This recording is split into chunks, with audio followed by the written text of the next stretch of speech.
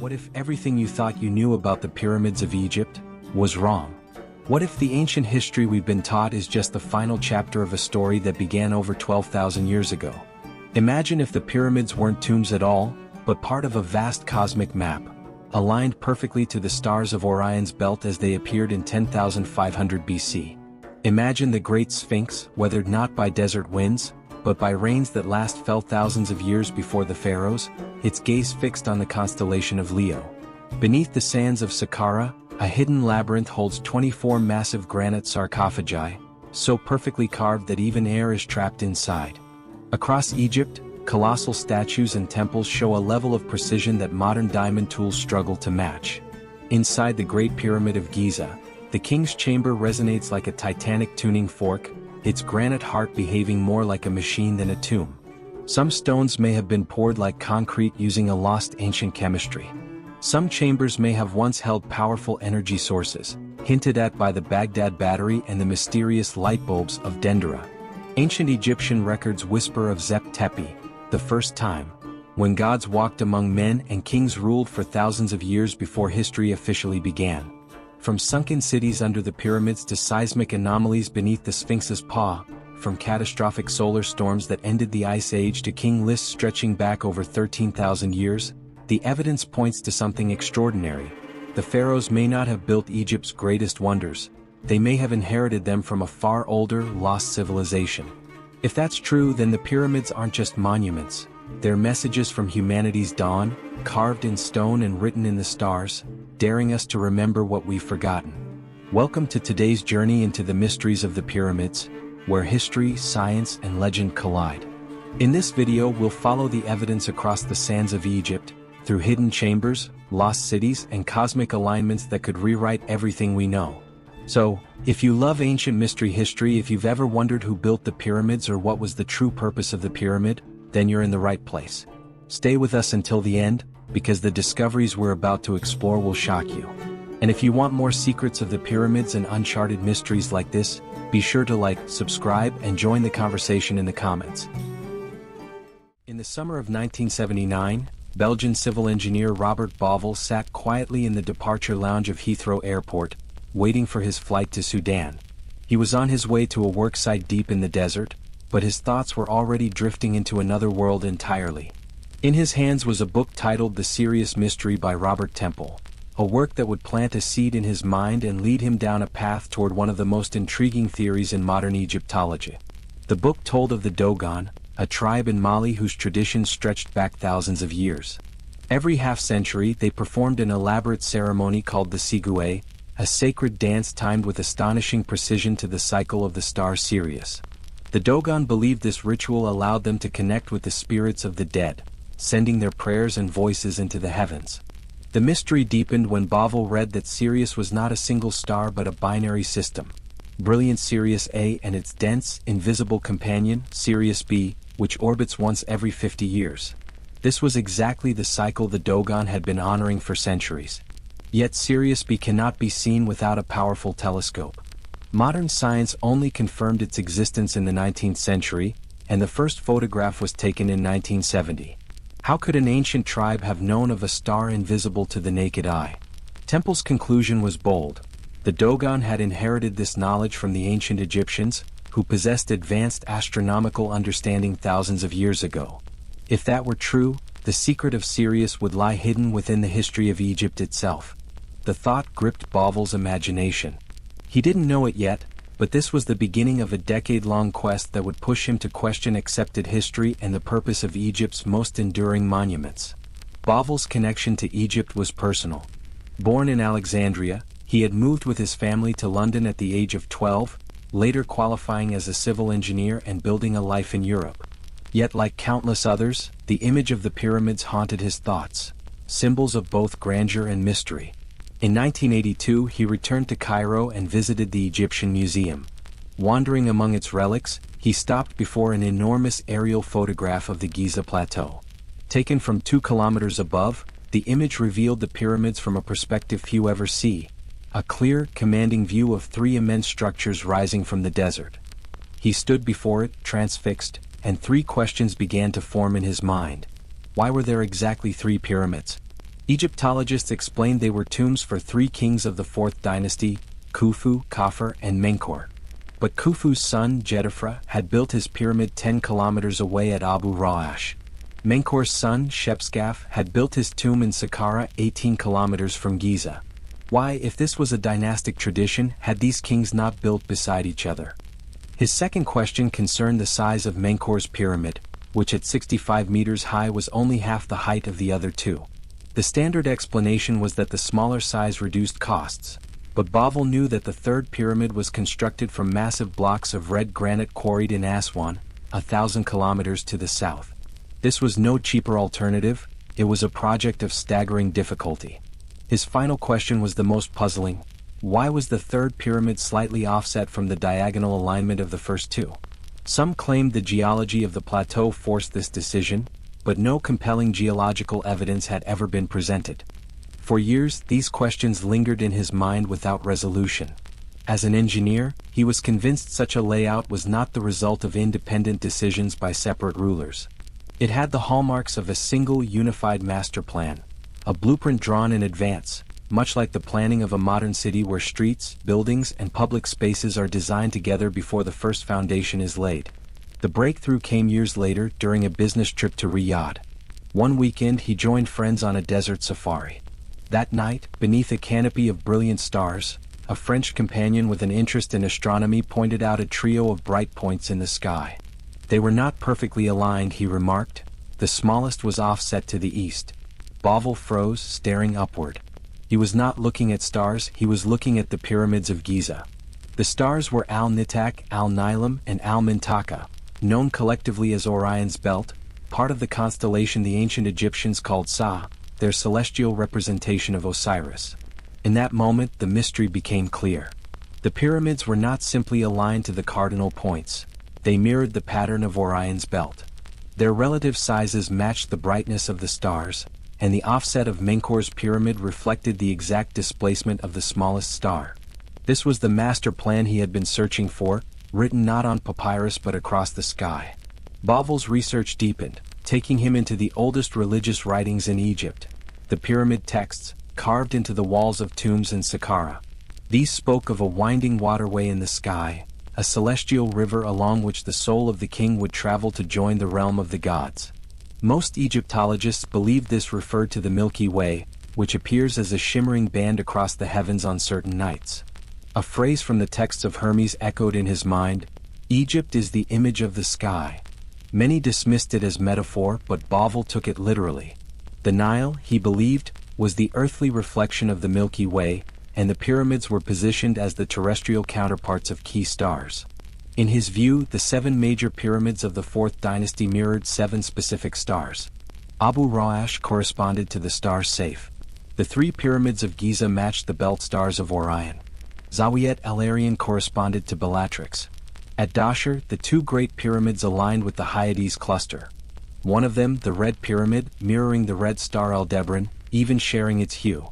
These were not random placements. They were part of a deliberate, unified vision that blended engineering, religion, and astronomy into one. Bauval rejected the mainstream idea that each pyramid was the independent project of a single ruler. In his mind, there were no mistakes and no coincidences.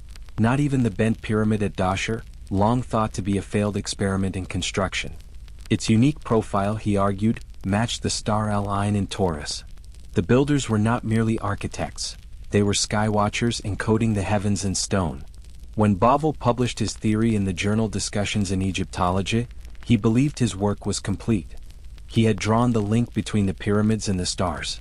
But as he reviewed his findings, a small observation caught his attention. One that hinted at an even greater mystery, one that would challenge everything we think we know about Egypt's past. It was a question not about alignment or design, but about time itself.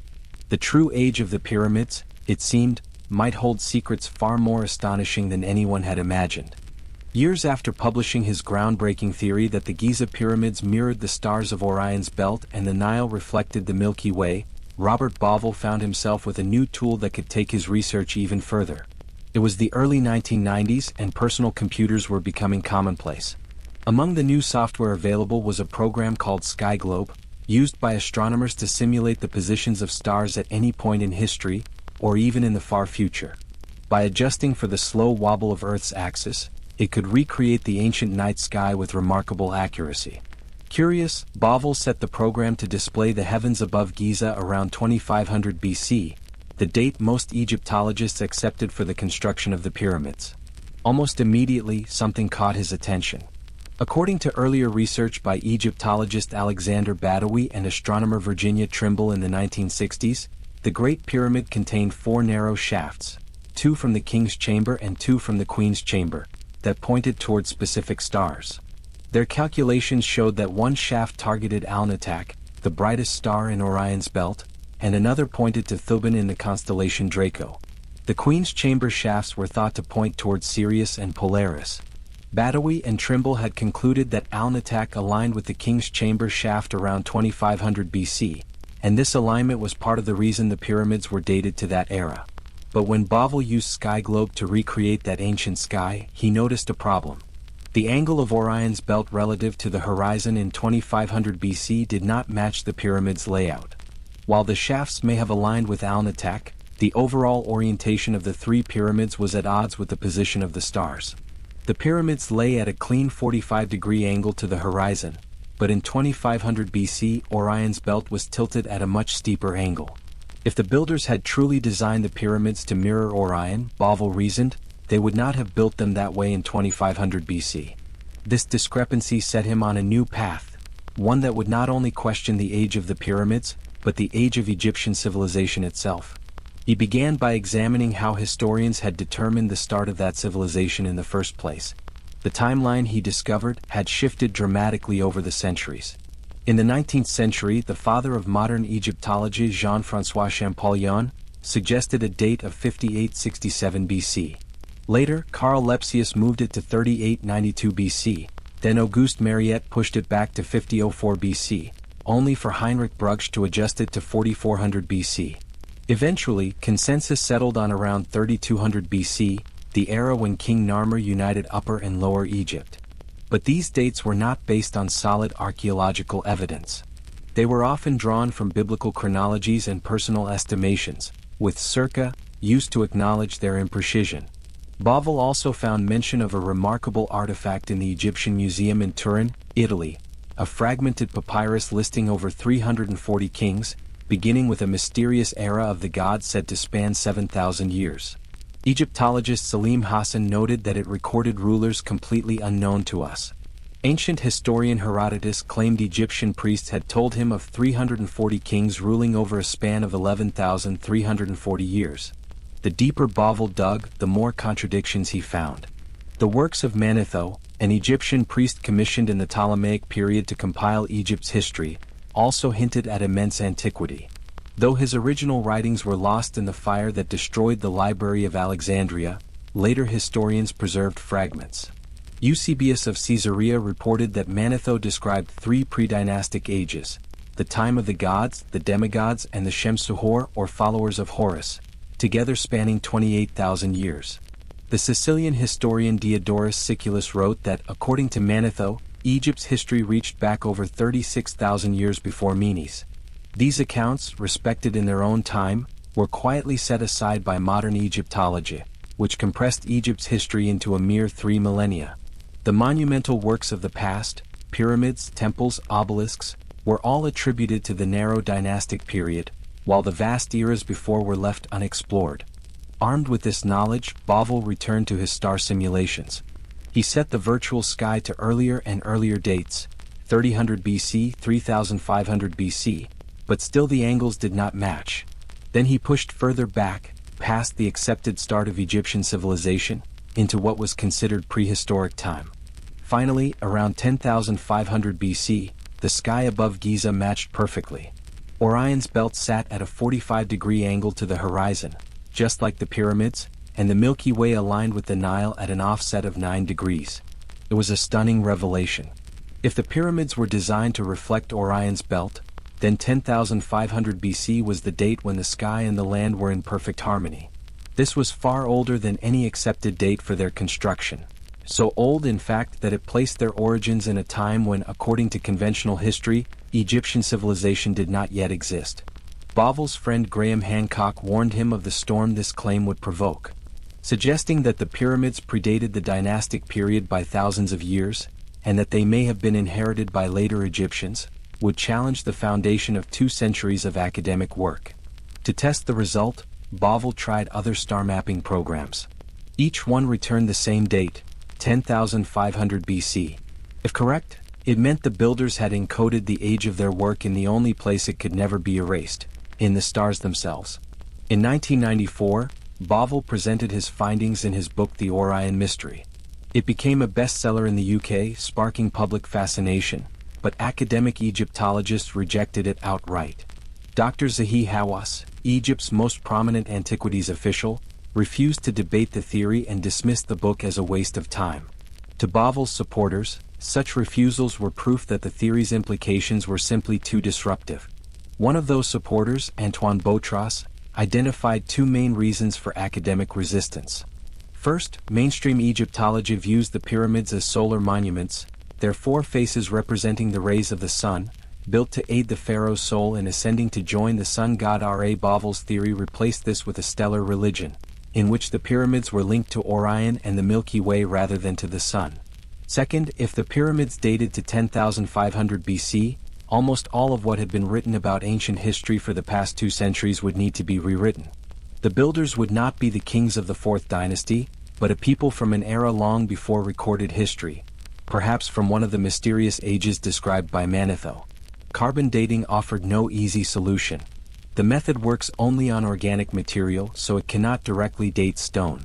Tests on wooden artifacts like the solar boats, pottery with food remnants, and timber wedged between the pyramid stones yielded dates between 2500 and 3000 BC. But these materials could easily have been left by people who lived centuries after the pyramids were built. In Aswan's Nubian Museum, an ostrich egg dated to around 4500 BC was found bearing an image strikingly similar to the Giza Plateau. 3 pyramids beside a river that widened to the north and narrowed to the south, just like the Nile.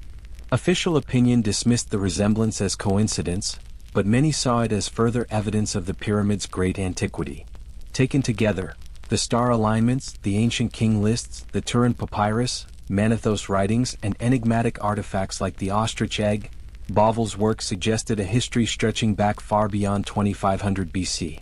By the time King Narmer united the 2 kingdoms around 3200 BC, the pyramids may already have been thousands of years old, their builders long vanished into the sands of forgotten ages.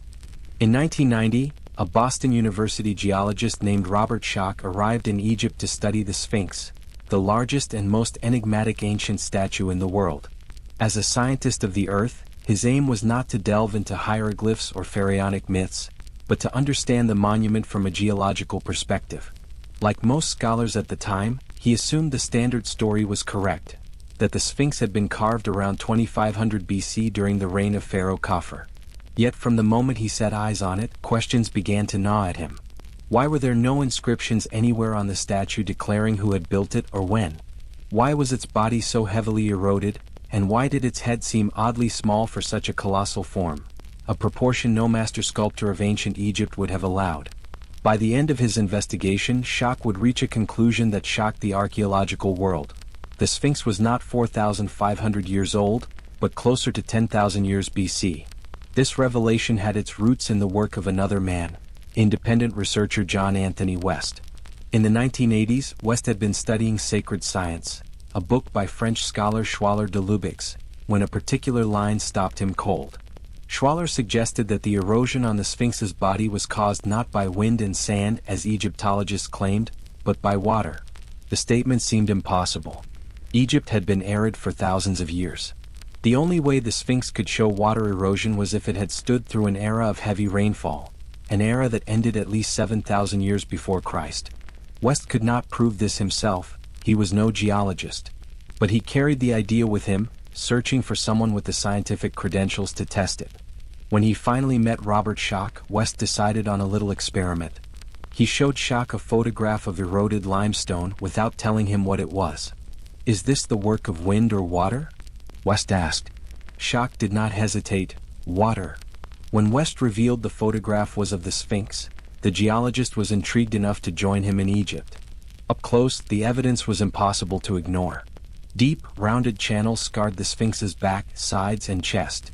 To Schock's trained eye, these were not the horizontal patterns left by wind-blown sand, but the vertical grooves carved by centuries of rainfall. He concluded that the statue had been exposed to long, sustained periods of wet weather. Weather Egypt had not seen since the Mysterian pluvial, a wet climatic phase thousands of years before the rise of dynastic Egypt. The Sphinx, Schock realized, had been carved from the plateau itself, its body emerging from the living rock. The limestone blocks removed from around it had been used to build the temples that still stand before it. Those same blocks, like the Sphinx itself, bore the unmistakable marks of water erosion. This was only the beginning. Schock next turned his attention to the walls of the Sphinx enclosure, the trench in which the statue sits. Wind erosion over millennia works in a predictable way. It strips away the softer layers of limestone, leaving the harder layers protruding, creating a horizontal, banded profile. Rain erosion, by contrast, creates a vertical, rolling pattern, as water pours down rock faces and wears deep channels into them. The Sphinx enclosure walls showed the telltale signs of rain, vertical grooves running deep into the stone. To test the idea further, Schock's team conducted seismic surveys around the monument, placing sensors in the ground to measure how sound waves traveled through the bedrock. What they found was striking.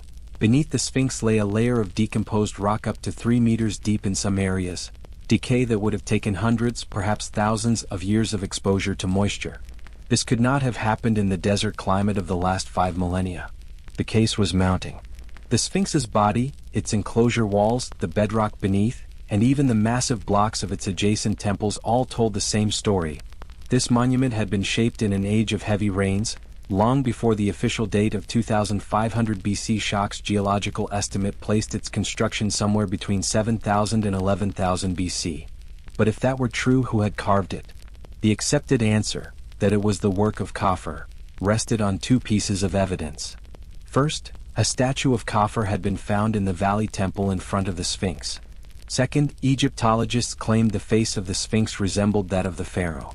To West, neither argument held water. Temples often contained statues from earlier reigns, and as for the resemblance, he decided to test it scientifically. He enlisted Frank Domingo, a forensic expert from the New York Police Department. Domingo traveled to Egypt, studied the face of the Sphinx in detail, and compared it to the famous statue of Khafre. His conclusion was unambiguous. The proportions were different, the eyes and mouth wider, the angle of the jaw entirely unlike Khafre's. The match simply was not there. Even the ancient Egyptians seemed unsure of the monument's origins. In the Egyptian Museum in Cairo sits the inventory stela, dating from the 26th dynasty, more than 2,000 years after Khufu's reign. It records that Khufu repaired and decorated the Sphinx, implying it was already ancient in his time. Critics dismissed the stela because of its late date, but it was clearly based on traditions known to those who wrote it. Then there was the matter of the Sphinx's curious proportions. Its head is strikingly small in relation to its body, unlike any other Sphinx statue in Egypt. West and Schock proposed that the head was not original, that the monument's first head had eroded and been recarved in dynastic times, perhaps more than once, into the likeness of a human ruler. This would explain why the head is in much better condition than the body, even though it should have suffered more exposure to the elements. Some believe the original head was that of a lion, matching the leonine body and the ancient symbolism of strength. The Sphinx, they suggested, may once have been part of a grander celestial design. The ancient title Horimic, Horus in the horizon, hinted at a cosmic connection. Robert Bauval, already convinced that the pyramids mirrored Orion's belt in 10,500 BC, used astronomical software to see what the Sphinx would have faced in that epoch. The result astonished him. On the horizon before the Sphinx, in the eastern sky, rose the constellation of Leo, the lion. In that moment the picture came together. In 10,500 BC, Orion's belt aligned with the pyramids, the Milky Way with the Nile, and the constellation Leo with the Sphinx. The Giza plateau was a mirror of the heavens, a snapshot of the sky carved into the earth, repeating only once every 26,000 years. If Bauval and Schock were correct, then the Sphinx, like the pyramids, had been built in that distant age, by a civilization the official record does not acknowledge. Mainstream Egyptologists dismissed the idea as fantasy, but the evidence, both geological and astronomical, remained. The two theories converged. The monuments of Giza were far older than the dynastic kings, inherited by them rather than built anew.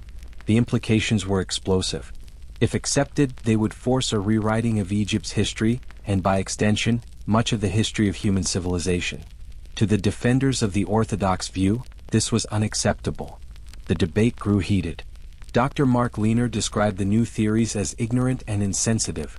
Dr. Zahi Hawass dismissed them as American hallucinations. Yet in books like The Great Sphinx and Origins of the Sphinx, Schock and Bovell continued to lay out their case. Their critics accused them of invoking mythical lost civilizations, even Atlantis, without evidence. Their supporters argued that they were simply acknowledging what the monuments themselves were saying, that there had been a time before the pharaohs, perhaps the era remembered as the followers of Horus, when Egypt reached a golden age of engineering and art. According to ancient lists preserved by Manetho, such rulers could have reigned for thousands of years before the First Dynasty. By the early 1990s, the battle lines were drawn. On one side stood the official stream, the curators, professors, and government archaeologists who held to the established dates and narratives. On the other was the modern stream, authors, researchers, and scientists who saw in the stones of Giza the fingerprints of a civilization lost to time. They argued that Egypt had not risen slowly from primitive beginnings, but had inherited its greatest monuments from a cataclysm-struck culture that flourished 12,000 years ago, only to vanish, leaving its knowledge to be rediscovered and misunderstood by later generations. The Sphinx, silent and inscrutable, remains at the heart of the mystery. Whether carved by pharaohs or by forgotten hands in the deep past, it has watched empires rise and fall, its gaze fixed eternally on the horizon, perhaps not toward the sun, but toward the lion in the sky that once mirrored its form. Beneath the sands of Saqqara, under the heat-shimmering plains where the desert stretches unbroken to the horizon, lies a labyrinth few have ever seen. It is a world carved in darkness, a silent necropolis where immense stone sarcophagi rest in chambers so vast they seem built for gods, not men. This is the Serapeum, a place of mystery and engineering genius, where the limits of ancient craftsmanship are pushed beyond comprehension. The story of its rediscovery begins in the mid-19th century, when Auguste Mariette, a young French archaeologist sent to Egypt by his government, followed whispers of a forgotten temple dedicated to the sacred Apis bulls. After a year of relentless excavation through choking dust and rock, in 1851 he broke through into a series of underground tunnels. What he found defied belief. Lining the shadowy corridors were 24 colossal stone boxes, sarcophagi carved from single blocks of granite, each one weighing not hundreds but tens of tons. Some measured nearly 4 meters in length, their polished surfaces reflecting torchlight like mirrors. The Apis bulls were central to Egyptian religion, sacred beasts worshipped in life, embalmed and entombed in death. Yet the sarcophagi Mariette found were unlike anything he or anyone else had encountered. They were hewn from the hardest stones, black granite, quartzite, and diorite, materials so unforgiving that even modern diamond-tipped saws struggle to cut them. The precision of their surfaces, the flawless right angles, the smoothness of their interiors, all spoke of techniques far beyond the primitive copper chisels and pounding stones of the official narrative. Some coffins were sealed, their lids weighing upwards of 70 tons, fitted so perfectly that a blade could not slide between them. Others lay open, revealing strange contents, amulets, floral garlands turned to dust, and in some cases complete absence of remains. Why build such impossibly massive tombs for sacred bulls, only to leave them empty? The logistics alone boggle the mind. How did the ancient builders move a single 70-ton lid into position inside a tunnel barely wide enough for its passage? Today, moving such a monolith would require hundreds of workers, heavy cranes, and precision equipment. And yet these sarcophagi were not just moved. They were shaped with such accuracy that even laser measurements taken today reveal deviations of less than a millimeter across their entire length. Modern engineers have attempted to replicate this feat. Even the most advanced machinery struggles to achieve such precision without prolonged work in climate-controlled facilities. The granite itself, sourced from quarries hundreds of kilometers away in Aswan, would have had to be transported across desert and river, then lowered into the bowels of Saqqara with methods we cannot fully explain. 4 of the largest American stone fabrication companies, armed with state-of-the-art tools, have admitted that reproducing one of these boxes to the same specifications would cost hundreds of thousands of dollars, not including transport. And yet here they are.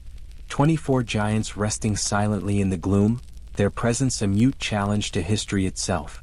Measurements taken inside the Serapeum reveal an obsession with perfection. The internal corners of the boxes are consistently at 90 degrees, their parallel walls polished to a reflective sheen.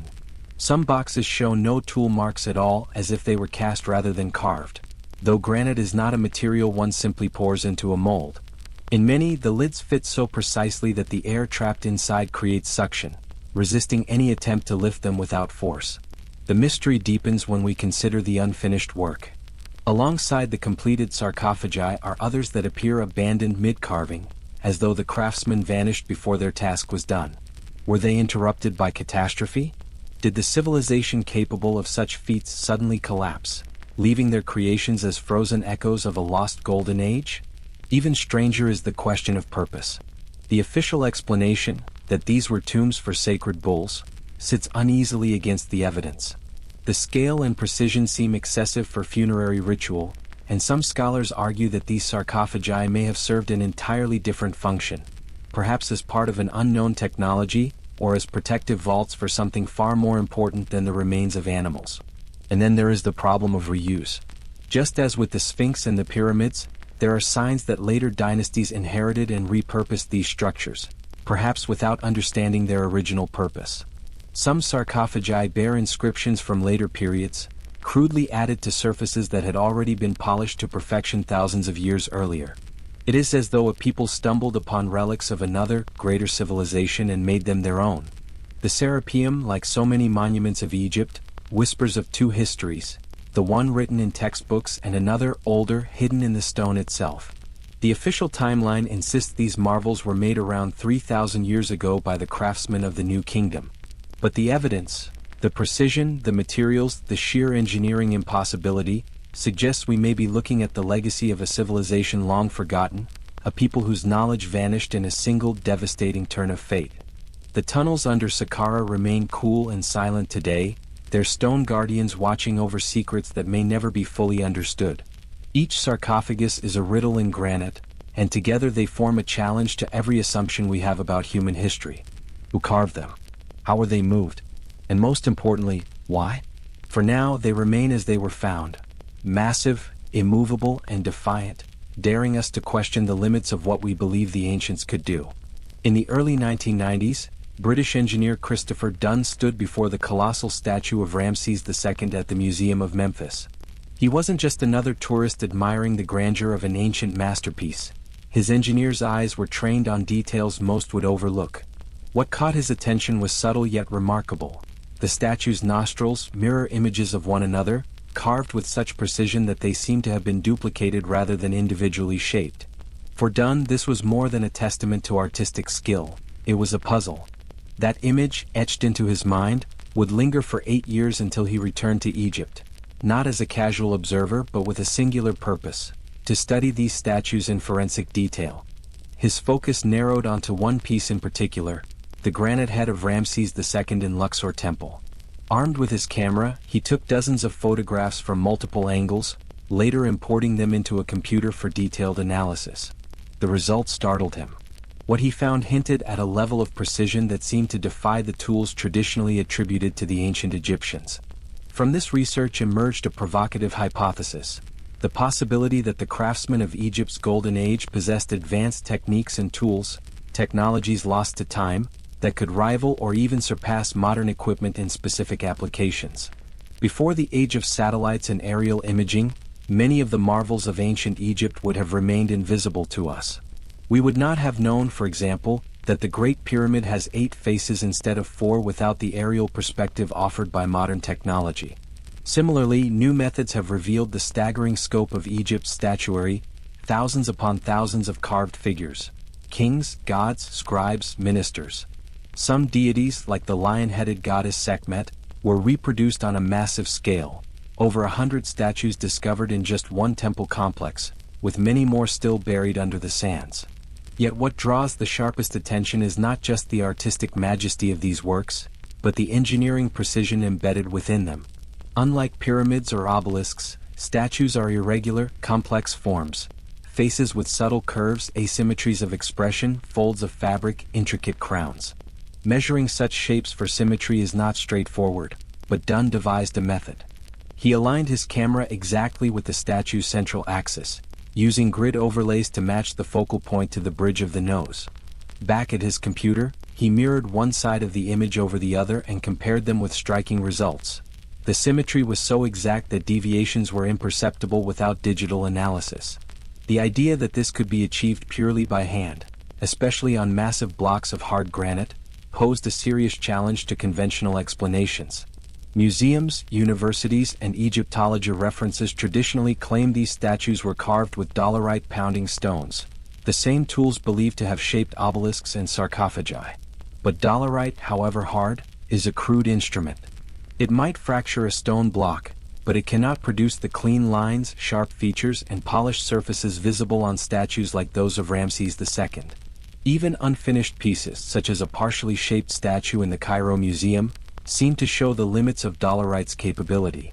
One of the most iconic examples, the 10-meter limestone colossus of Ramses II discovered in 1820, was so immense that when Muhammad Ali offered it as a gift to the British Museum, they declined, citing the prohibitive cost of transporting it. Today it rests inside a specially built museum in its original location, its face as finely detailed as any small-scale portrait. Using a custom-designed app called Symmetry, researchers have overlaid precision grids onto photographs of such statues, revealing harmonious proportions that suggest the use of mechanical guidance, if not outright machine assistance. Over 2 years, Dunn and others repeated these symmetry tests on dozens of statues and sarcophagi across Egypt and abroad. The findings were consistent. While not every piece was perfectly mirrored, many displayed a level of accuracy so high that flaws were invisible without computer measurement. These patterns hinted at a standardized approach, perhaps a formalized school of design, operating across centuries and vast distances. But symmetry is only the beginning. To truly grasp these works, a two-dimensional photograph is insufficient. The statues demand three-dimensional study. Modern 3D scanning technology offers this, but it is expensive, cumbersome, and often impractical in museum settings. Dunn experimented with portable scanners and structured light sensors, but lighting conditions, color uniformity, and access restrictions limited results. Ultimately, the most reliable method was painstaking photogrammetry, capturing hundreds of overlapping photographs from every angle and assembling them into a 3D model using specialized software. One such model, of a 7-ton rose granite bust of Ramses II now in the British Museum, allows viewers to rotate and inspect every curve and line. The right and left sides of the face align as if cut along the path of a perfect oval, a geometry difficult, if not impossible, to execute freehand on such a scale. The same precision extends to the crowns that adorn these statues. The tall white crown of Upper Egypt, the red crown of Lower Egypt, and the combined double crown all display flowing curves that match the mathematical elegance of ellipses, shapes not formally understood in Western mathematics until the time of Archimedes. And yet here they are, carved in unforgiving granite, 3,000 years earlier. The challenge is compounded by the hardness of the materials. Granite, quartzite, basalt, stones resistant to modern steel tools, make up many of the most impressive works. Contemporary sculptors who attempt such work use diamond-tipped saws and grinders, powered by electricity, and even then progress is slow and equipment wears rapidly. In Luxor's alabaster workshops, craftsmen confirm what common sense suggests. Carving granite entirely by hand is, for practical purposes, impossible. They rely exclusively on power tools, and even then a 2-meter statue can take weeks to complete with a team of workers. Accounts from the pre-industrial era echo this skepticism. In 1819, Giovanni Belzoni, engineer, explorer, and one of the first Europeans to witness many of Egypt's monuments, marveled at the granite statues, writing that he could not imagine with what tools they had been cut. Modern equipment struggles to achieve the same smoothness of surface. To think it was done with copper chisel strains credulity. Some have proposed alternative theories, such as casting statues from a synthetic stone mixture known as geopolymer. This technique, still used today for inexpensive reproductions, produces uniform coloration and texture, features absent in genuine ancient works, whose natural grain patterns flow through their surfaces. Moreover, unfinished statues in quarries clearly show tool marks consistent with subtractive carving rather than molding. The debate over tools remains unresolved, but one truth emerges consistently. If the ancient Egyptians had only the primitive implements displayed in museums, the existence of these statues, especially at their scale and precision, would be inexplicable. Modern machines can match the symmetry and detail, but reproducing the sheer size and weight of some pieces remains a daunting challenge. Statues such as the Colossi of Memnon, each carved from a single block of quartzite weighing over 700 tons, or the shattered monolith at the Ramesseum, estimated at 1,000 tons, are feats of engineering on par with the construction of the pyramids themselves.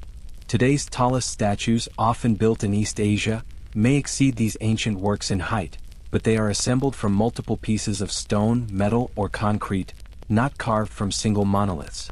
True single-block colossi are a rarity of antiquity, their method of creation still cloaked in mystery. The mind that conceived the pyramids also conceived the statues, obelisks, and temples. Each is a fragment of a larger vision, a civilization's enduring dialogue with stone. To walk among them, to stand beneath the gaze of Ramses II, to trace the perfect arc of a crown with your eyes, is to confront a riddle carved in granite. What tools, what knowledge, what hands could have shaped these faces so flawlessly, and why has that knowledge vanished? The physicist Lewis Field once stood before the Great Pyramids of Mexico and spoke candidly, "These pyramids don't move me much. But those at the edge of the desert at Giza," his unfinished sentence was enough. The weight of his words carried a quiet admission. There is something at Giza that defies not only expectation, but perhaps comprehension. And here lies the dilemma that has haunted generations of scholars. For all the thousands of inscriptions, paintings, and papyrus scrolls left behind by the ancient Egyptians, not a single one tells us, in plain words, how the Great Pyramids of Giza were built. We are left with questions that have weathered thousands of years without an answer. Why did they build with stones so massive they seemed to challenge the very limits of human endurance? How were those stones raised hundreds of feet into the air? And how were the passages beneath carved in such perfect straightness? The Giza pyramids are not isolated wonders. From Abu Rawash in the north to Fayum in the south, a chain of over 100 pyramids stretches along the western bank of the Nile. Yet, despite their number, the ones that rise at Giza and Dahshur stand apart, unique in design, engineering, and ambition. According to the accepted chronology, Egypt's unified kingdom began around 3300 BC, with its first stone pyramid, the Step Pyramid at Saqqara, constructed around 2630 BC.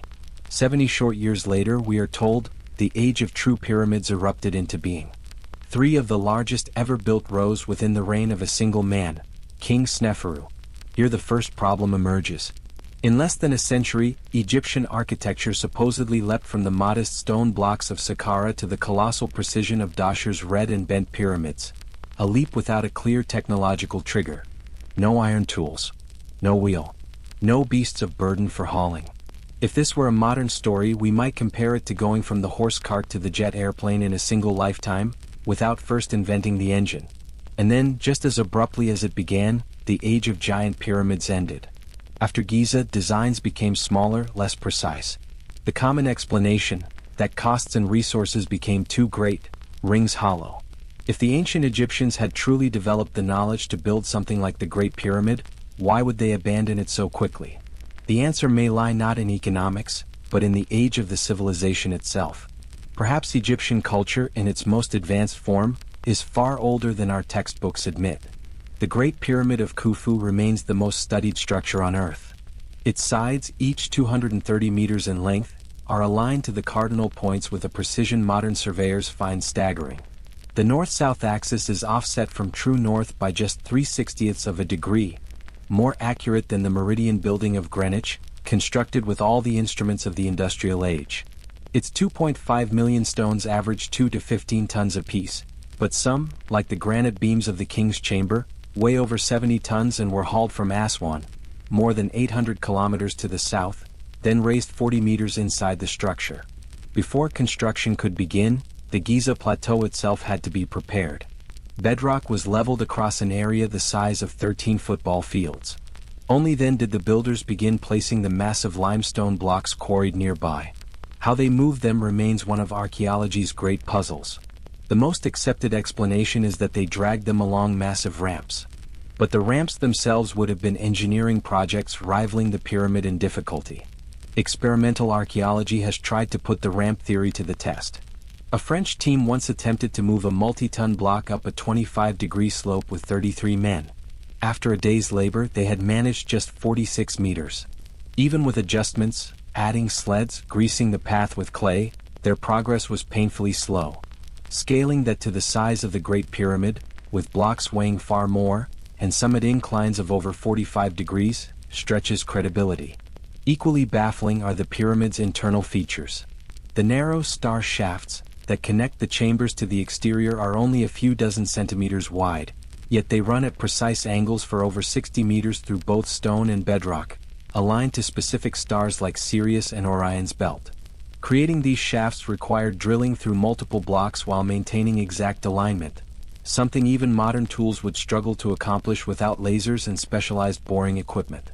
The descending passage, cut directly into the bedrock, runs 100 meters at a fixed slope, 60 meters of which tunnel through the plateau itself. To dig such a passage with only copper chisels and stone hammers, while keeping it perfectly straight, borders on the miraculous. The lighting problem alone, working deep inside with no soot marks on the ceilings, remains unresolved. Mirrors could reflect sunlight only so far before scattering it into uselessness. Then there is the precision of the casing stones that once covered the pyramid. To fit perfectly, each stone face had to be cut straight and true to an astonishing degree. We're not talking about a handful of such stones, we're talking about millions, each weighing multiple tons. Consider also the Great Pyramid's neighbor, Khufu's pyramid. The plateau beneath its base was uneven, so the builders cut a trench 8 meters deep and 220 meters long into the rock, removing 90,000 tons of stone in the process. This was not the work of a people obsessed with minimizing effort. In front of Khufu's pyramid lies a single block of granite 12 meters long, weighing 110 tons. It's as though the builders intentionally chose the most difficult path. Attempts to recreate pyramid construction in modern times have only deepened the mystery. In 1974, a Japanese team sponsored by their government set out to build a scaled-down version, 20 meters high. The difficulties began immediately. Without resorting to modern tools, they found the stone-cutting process prohibitively slow and expensive, and reduced their pyramid's height to 10 meters. They tried to transport the blocks by sledge and manpower, but the stones barely budged, forcing them to use trucks and cranes. Even then, helicopters were required to set blocks in the upper tiers. The NOVA television project, led by world-renowned pyramid scholar Dr. Mark Lehner, fared little better. Their experimental pyramid, just 6 meters high and lacking internal chambers, still required cranes for lifting and modern equipment for stone shaping. The experiment, meant to prove how the Great Pyramid could have been built, instead highlighted the gulf between theory and practice. If today's engineers, armed with diesel engines and steel tools, struggle to recreate a fraction of the Great Pyramid, then perhaps the question is not how could the ancient Egyptians have done this? But rather what did they know that we no longer do? Some look to unconventional explanations. In the 20th century, the reclusive Edward Leedskalnin single-handedly built the Coral Castle in Florida, using blocks weighing up to 30 tons. He never revealed his methods, but hinted at understanding the laws of weight and leverage, and the secrets of the ancients. His work has inspired speculation about lost technologies, perhaps even the control of gravity itself. Today, magnetic levitation is no longer science fiction. Trains in China float at speeds exceeding 500 kilometers per hour. If such principles were understood in antiquity, however unlikely that may seem, they could explain feats of construction that still defy conventional logic. What we do know is that the Great Pyramid was conceived by minds fluent in astronomy, engineering, chemistry, and geology, and perhaps disciplines we have yet to rediscover. To believe that such a monument was built merely as a tomb is to accept an answer that feels smaller than the question itself. And so the riddle of Giza remains. Not a frozen mystery of the past, but a living challenge to our understanding of human history. The stones themselves may hold the answer, but for now they keep their silence. It is not by chance that the ancient Egyptians hauled millions of stone blocks. some from quarries more than 1,000 kilometers away, to build their towering monuments. Such an undertaking required more than the passing whim of a ruler. It demanded an unshakable motivation, something far greater than the simple desire for an extravagant tomb. And yet, the prevailing belief among Egyptologists remains unchanged. The pyramids were royal sepulchres, eternal houses for kings whose souls would follow the sun god Ra into the sky. It is a theory repeated so often that it has become almost unquestioned, yet the questions have never gone away. If the pyramids were merely tombs, why did King Snefer build 3 colossal pyramids in his lifetime? In which one, if any, was he buried?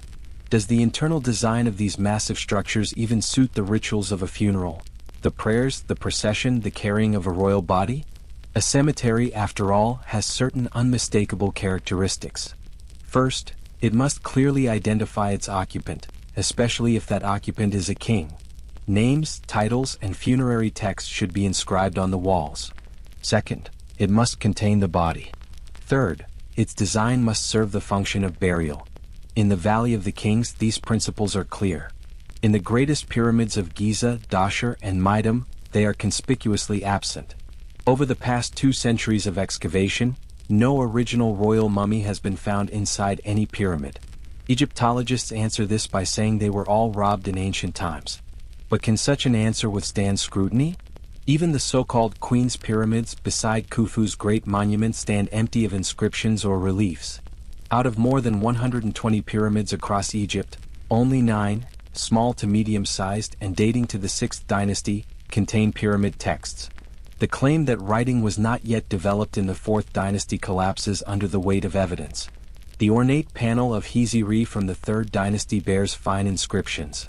The colorful painted tombs of the 4th dynasty survive in the Louvre. The Narmer palette from Egypt's very first dynasty is covered in high relief. Clearly, the builders of the Great Pyramids were capable of inscribing their works, yet they did not. The reason, perhaps, is not inability but disinterest. And what of the missing mummies? The 3rd pyramid of Menkaure, according to the official view, should have contained his remains. But when Howard Weiss entered it in the 19th century, he found only a much later body, dating 2,000 years after Menkaure's reign. Belzoni, exploring Khafre's pyramid, discovered not a king's bones but the remains of a bull. Al-Mamun's men, breaking into Khufu's pyramid in the 9th century, reportedly found multiple bodies wrapped in decayed shrouds, an account that, if true, suggests reuse long after the original construction. Even Egypt's earliest stone pyramid, that of Djoser, offers no certainty. Bones found beneath it cannot be confirmed as the king's. By the Ptolemaic period, merchants and elites were being buried beneath the structure, including a Yemeni trader named Zyd, whose coffin bore inscriptions in ancient Arabian script. The same pattern emerges again and again. Pyramids reused, bodies of unknown origin, no trace of the king for whom the monument is named.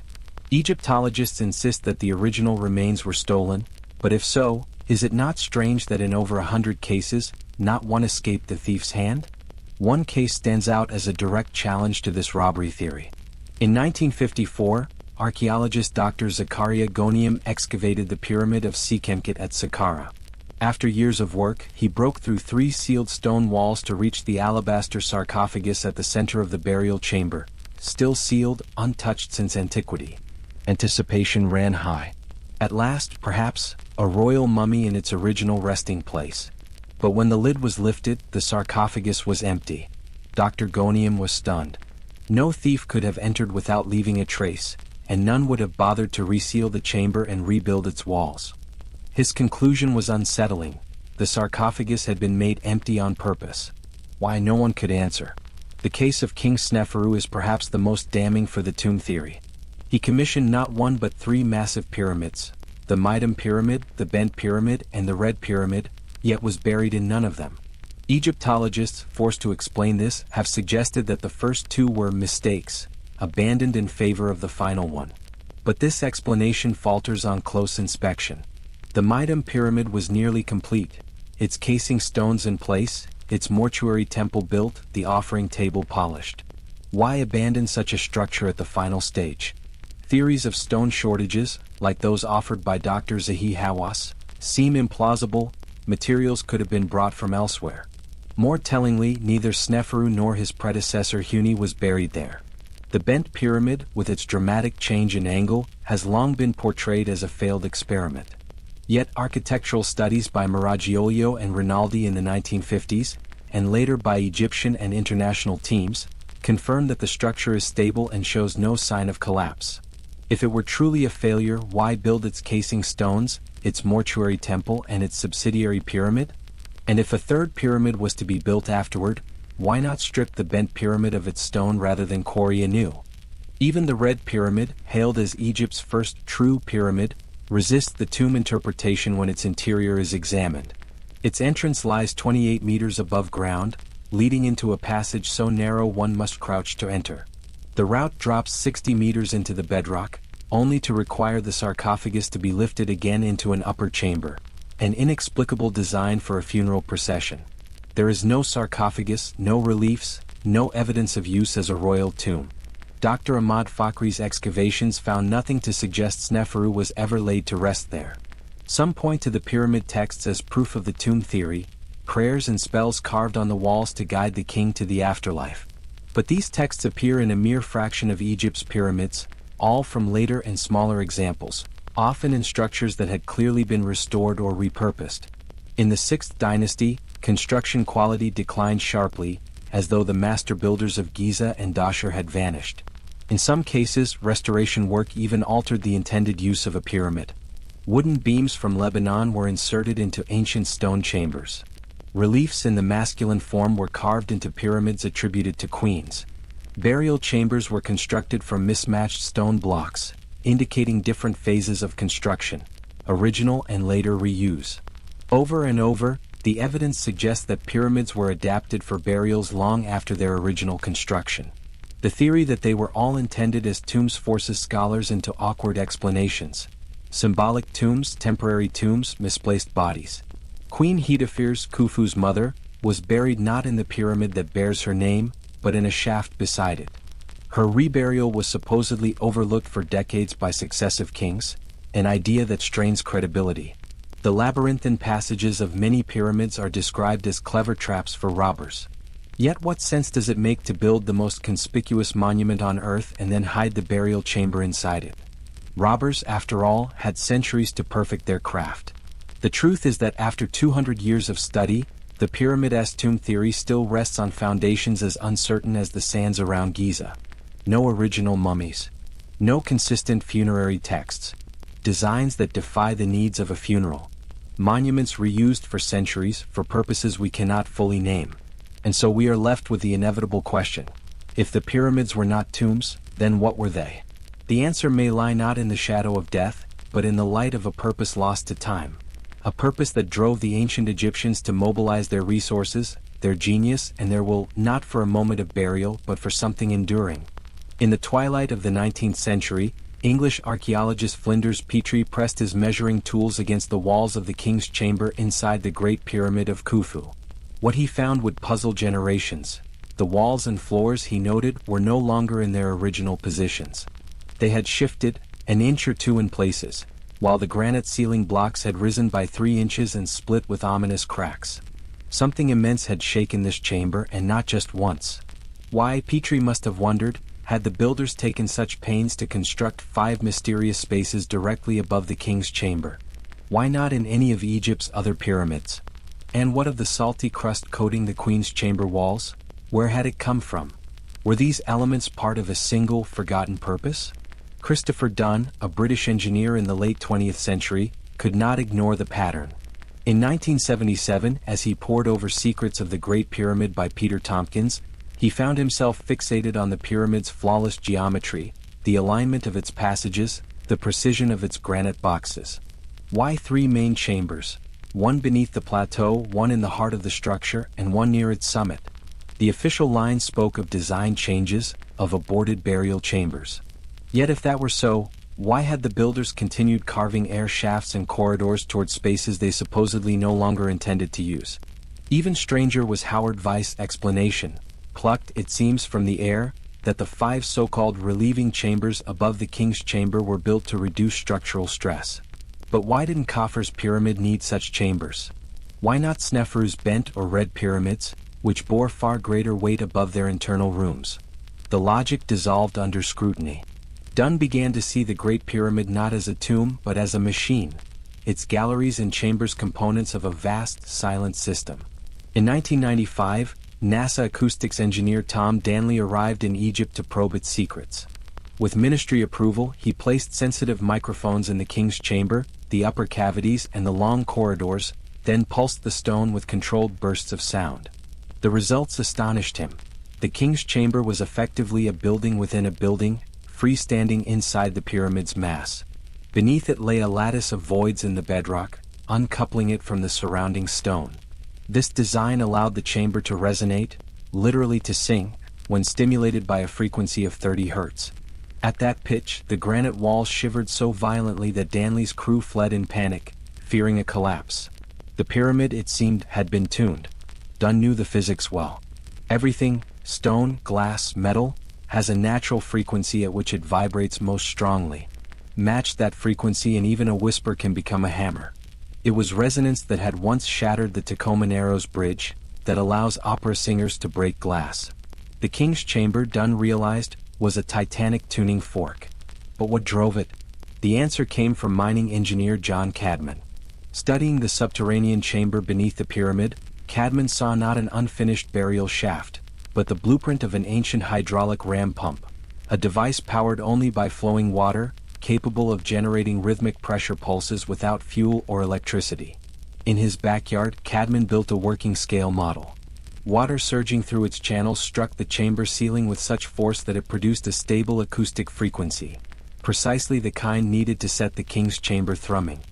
He imagined the pyramid in its prime, encircled by a stone wall that doubled as a reservoir. Water from the Nile, diverted into the enclosure, would plunge through the descending passage into the subterranean chamber, where stone and metal valves harnessed its energy. The resulting shock waves rippled upward, shaking the freestanding granite box in the pyramid's heart. And this was only the first stage. Above, in the Queen's chamber, chemical traces hinted at another process entirely. In the 1980s, scientists found remnants of salts embedded deep in its walls: calcium carbonate, sodium chloride, and gypsum. These were not the products of natural weathering. The chamber was too isolated for that. Instead, they suggested a reaction had taken place, perhaps producing hydrogen gas. Dunn proposed a startling scenario. Through the chamber's narrow shafts, those air vents that ended in mysterious limestone blocks with copper fittings, two liquids were introduced. From one shaft came hydrochloric acid, from the other a zinc compound. Meeting inside the sealed space, they reacted to release hydrogen, a gas light enough to rise through the pyramid's passages toward the Grand Gallery. Here the architecture took over. The Grand Gallery's steep, narrow form acted as a resonator, amplifying the vibrations pulsing from below. Just as the hollow body of an oud magnifies the twang of its strings, so this massive stone corridor magnified the pyramid's internal hum, directing its energy toward the king's chamber. The granite there was rich in quartz, up to 60% by volume, endowing it with a piezoelectric effect, the ability to generate electrical charges when mechanically stressed.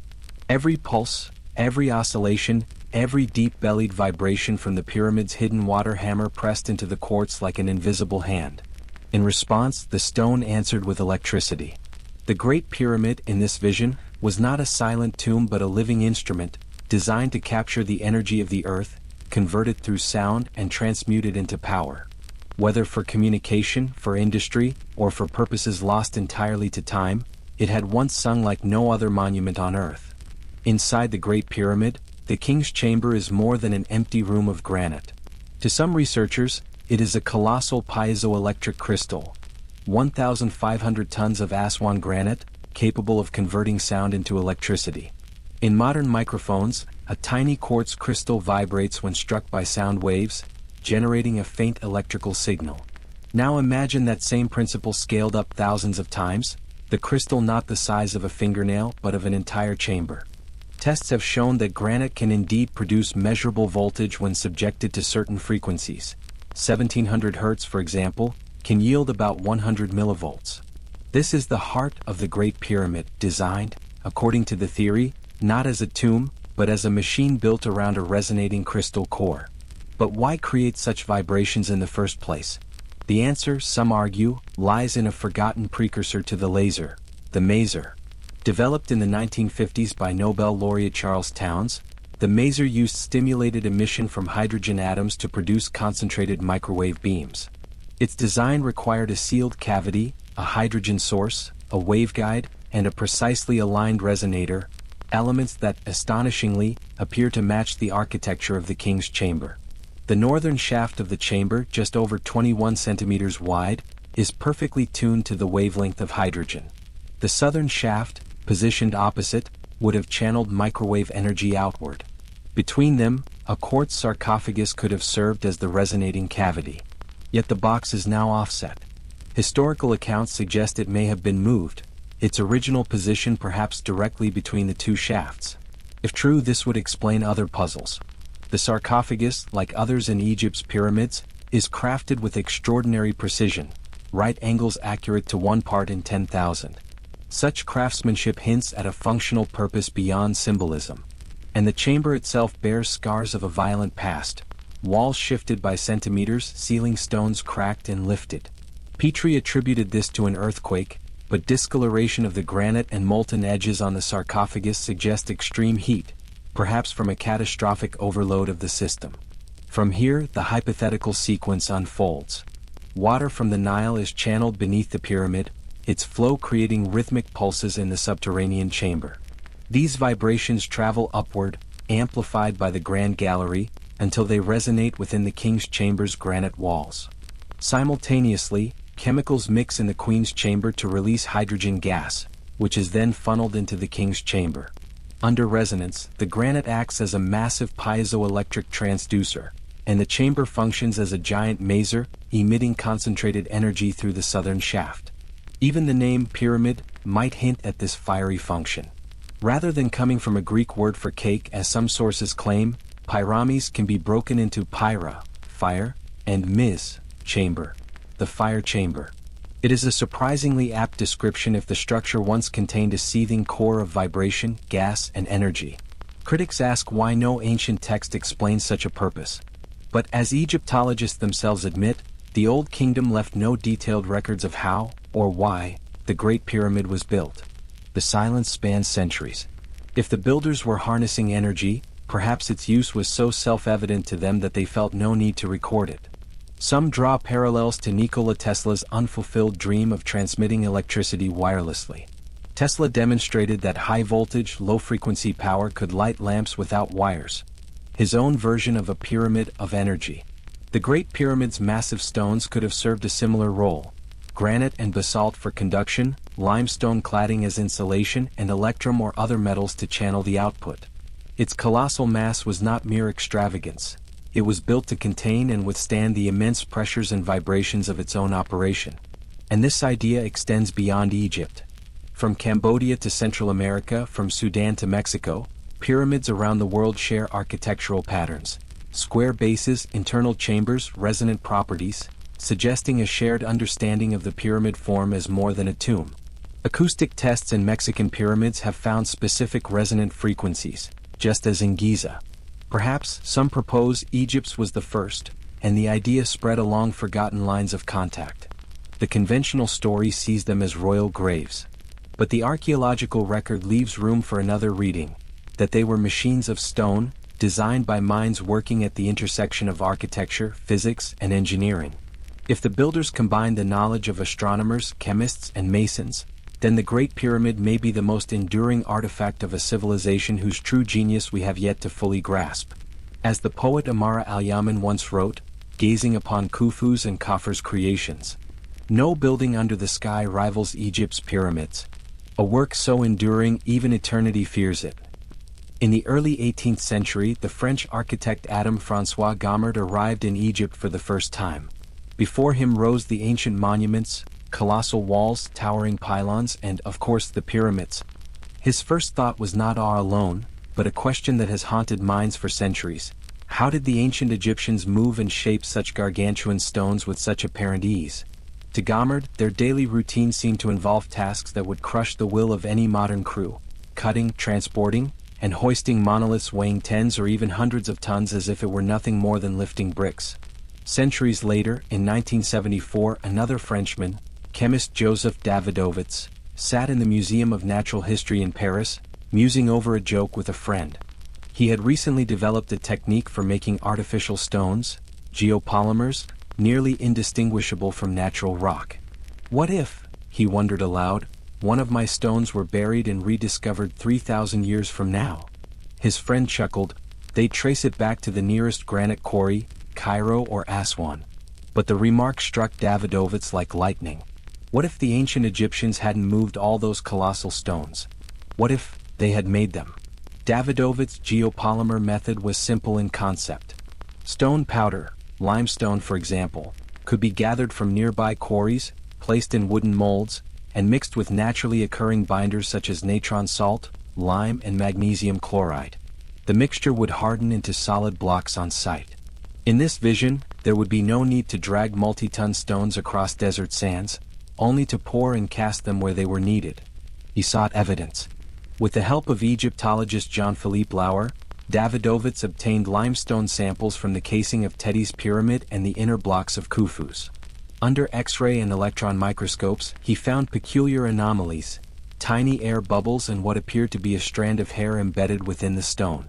Such inclusions, he argued, could not occur in naturally formed limestone. In Egypt, further tests revealed that pyramid blocks contained higher levels of silicon and calcium than natural quarry stones, suggesting the addition of foreign materials.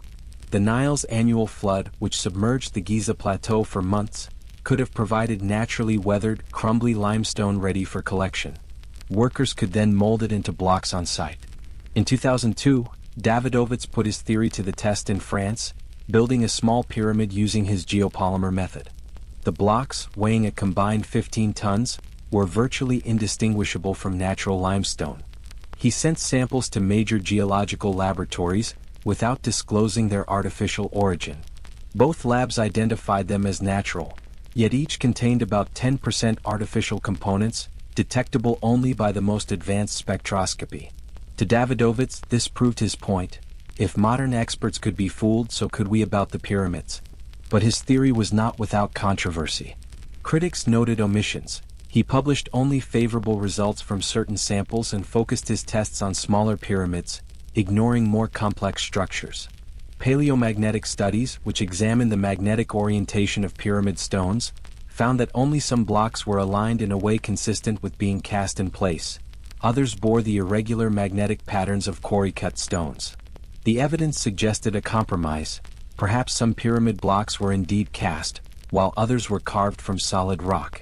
Chemist Michael Barsoom's later research supported this partial application, finding chemical interference in certain stones that gave them remarkable durability, far beyond modern concrete, while still acknowledging that many blocks were entirely natural. Davidovits also turned to ancient texts and images for support. He pointed to hieroglyphs showing workers mixing substances, to steles describing molded objects, and even to religious imagery of the god Khnum forming humans from clay, linking this to Khufu's name, Khnum Khufu. Yet such connections were speculative.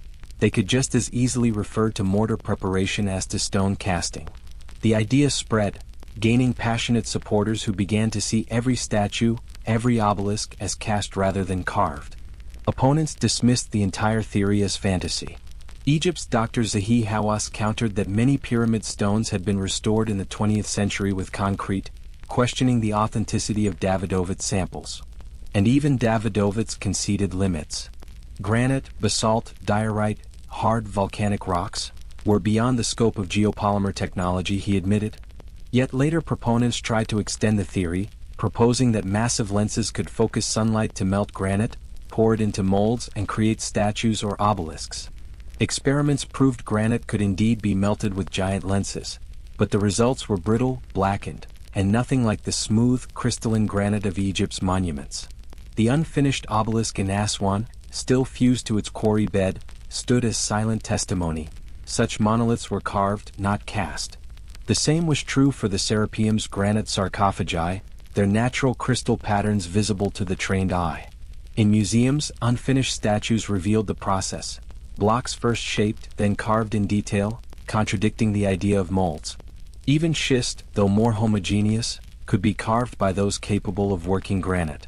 By the close of his career, Davidovit's legacy was a theory that split the archaeological world.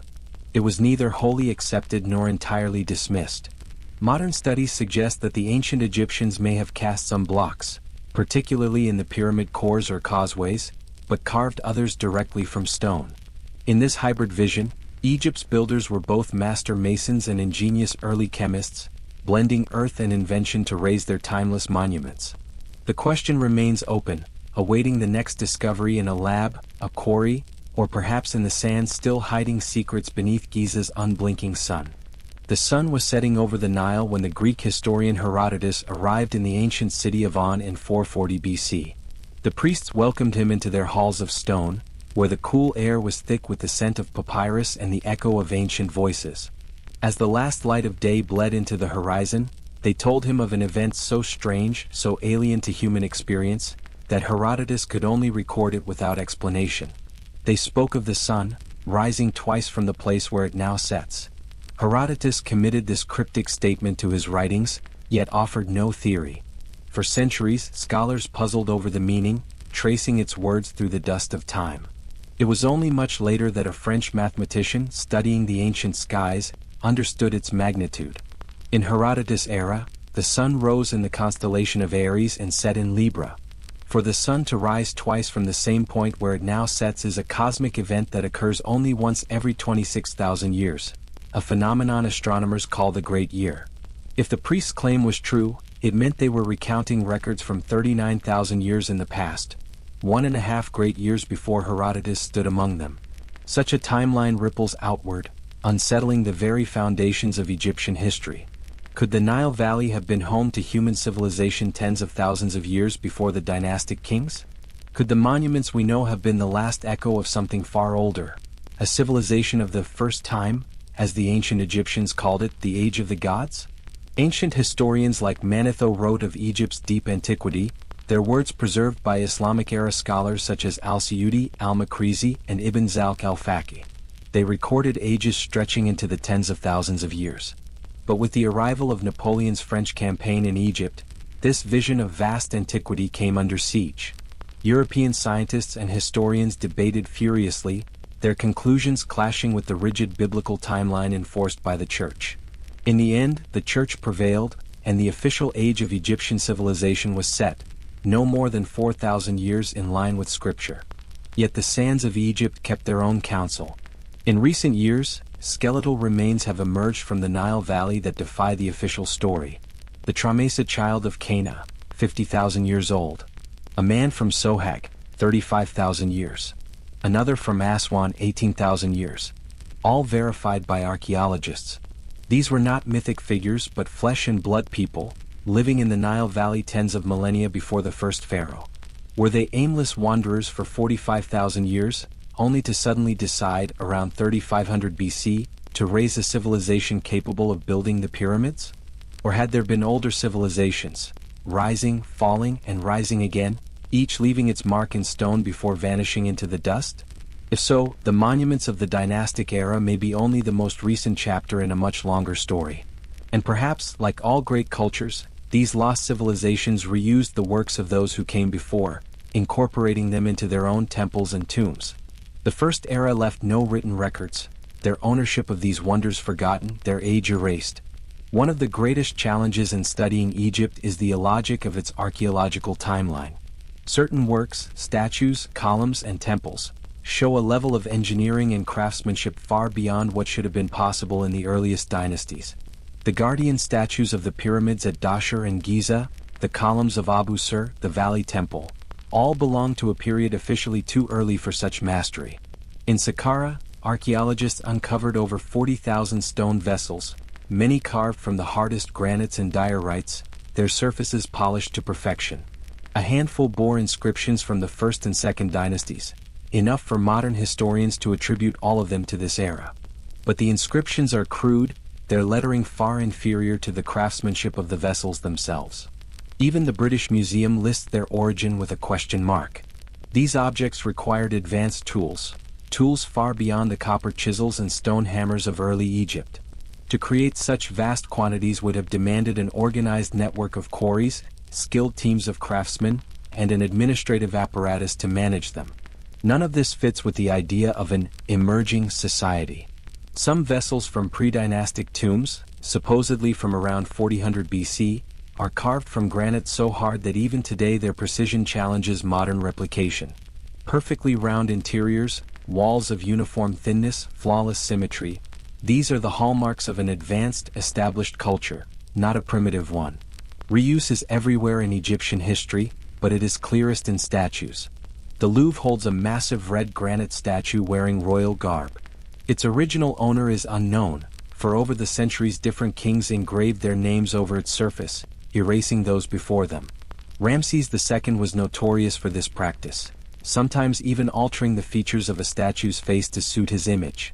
In Luxor Temple, 4 colossal granite statues, each over 14 meters tall and weighing 300 tons, bear his name. Yet their facial features do not match the known visage of Ramses. Why would a king with the resources of an empire not simply commission new statues? The answer may lie in capability. Crafting works of such size and precision may have been beyond the means of later dynasties. Instead, they inherited, altered, and claimed the works of their ancestors, sometimes ancestors so ancient their names had been forgotten. To the ancient mind, this was not theft but a ritual act. By placing their name upon an older monument, a king united himself with the royal energy of all who came before, inheriting their power. A statue was more than stone, it was a vessel of spirit, containing the vitality of the ancestors. Obelisks tell a similar tale.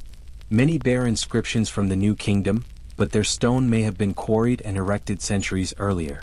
In some cases, the names carved on them belong to kings who never commissioned their construction. Even Hatshepsut's famous obelisks may predate her reign. The propaganda carved upon them, oaths swearing that she alone ordered their creation, may have been the invention of priests legitimizing her rule. Ramses II himself oversaw a vast campaign to reclaim, restore, and inscribe monuments from earlier ages, erasing or overwriting the names of those before him. In doing so, he preserved these ancient works, but also obscured their true origin. And so the sands of Egypt conceal not just the ruins of temples and statues, but the truth of their birth. How many wonders we attribute to the pharaohs of history are, in fact, the work of a civilization so ancient that even the Egyptians called it the time of the gods. Ramses II's legacy was not only written in the temples he built, but also in the monuments he claimed.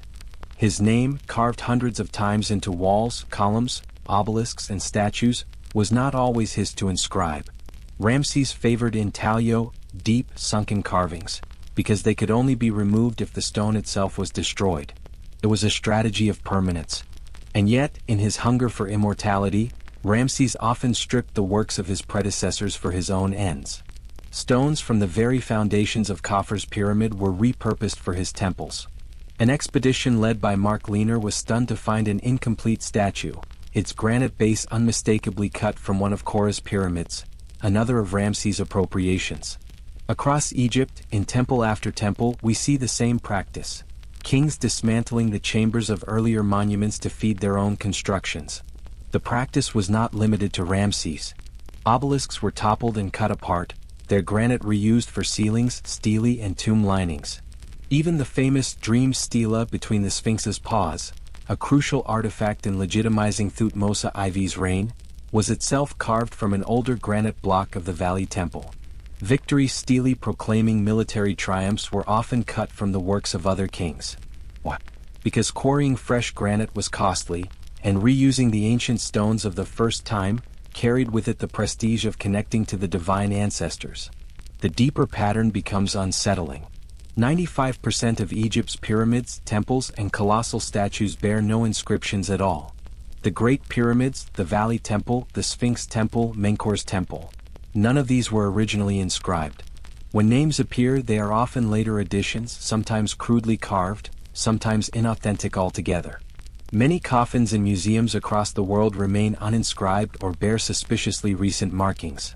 In Egypt's earliest and most mysterious era, stone inscriptions were rare. Those who left no name lost their claim to history, leaving later rulers free to take ownership. This problem is not unique to Egypt. It is echoed in other ancient sites. Mata Sala in Saudi Arabia, the stone platforms of Easter Island, and the megaliths of Baalbek in Lebanon. In each case, later civilizations left small inscriptions on far older works, and the monuments were thereafter attributed entirely to them. UNESCO describes Mata Sala as the southernmost city of the Nabatean civilization, a place of tombs carved between the 1st century BC and the 1st century AD. Yet legends and religious texts speak of peoples here thousands of years earlier. Cultures wiped out, their stonework remaining but their names erased. Over time, official history narrows the date to the most recent occupants, and after a generation or two, that becomes the accepted truth. Egypt has suffered the same narrowing. When the conversation turns to the pyramids, 4 pieces of decisive evidence are repeatedly brought out: the workers' tombs, the Wadi al-Jarf papyrus, the supposed architect named Himiunu, and the Khufu cartouche inside the Great Pyramid. These are presented as unassailable proof of the pyramid's 4th dynasty origins. But when we examine them closely, each begins to unravel. The workers' tombs, discovered in the 1990s near the Giza plateau, contain the remains of craftsmen, chefs, farm supervisors, and inspectors, titles common throughout Egyptian history. None of the tombs name the king they served, except for one ambiguous title that more likely refers to maintenance work on the pyramid complex centuries after construction. Even Zahi Hawass, who oversaw the discovery, admits the king's name is absent. The Wadi al-Jarf papyrus, hailed as the greatest archaeological discovery of the 21st century, describes a foreman named Mirror transporting limestone from Tura to a site called Khufu's Horizon. Newspapers declared this as proof the stones were for the Great Pyramid. But in context, Khufu's Horizon reads more like a district name than the pyramid itself. Much as a modern person might say, "I'm going to the pyramid," to mean the entire area. The papyrus never states the stone's final destination. The supposed architect Himiunu, whose statue sits in the Romer Pelagius Museum in Germany, has long been linked to the Great Pyramid. But his inscriptions do not mention Khufu, nor the pyramid, nor any construction project of such magnitude. His titles are prestigious but generic, shared by many officials across dynasties. The connection was inferred simply because his statue was found in a prominent mastaba near Giza's great monuments. And then there is the Khufu cartouche, the sole internal inscription tying the Great Pyramid to its traditional builder. Found in the so-called relieving chambers above the King's Chamber in 1837 by the British adventurer Howard Vyse, it has been dogged by accusations of forgery for nearly 2 centuries. Critics point to its crude red paint, the numerous spelling errors, and Vyse's own journal entry ordering his men to inscribe the cartouche during the dig. Eyewitness accounts are disputed, some alleging the signs were repainted or added, others absent from official records. Defenders counter that some markings are found in places impossible to reach without dismantling massive granite beams, evidence they must date to the pyramid's construction. Yet even this does not close the case, for none of those inaccessible marks contain Khufu's name, only general work team graffiti.